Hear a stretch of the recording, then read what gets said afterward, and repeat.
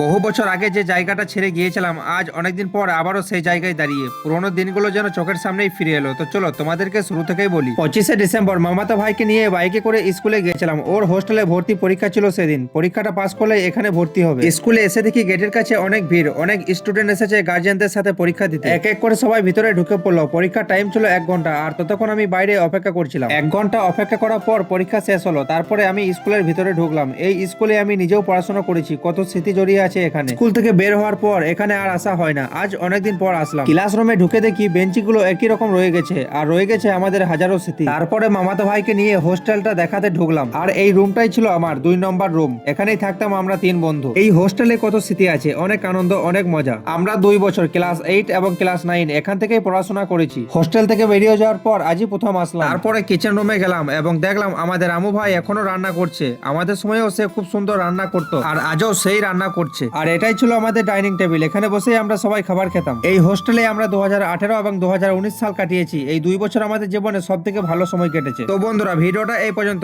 ভিডিওটা কেমন লাগলো কমেন্ট করে জানিও। দেখা হবে পরের ভিডিওতে।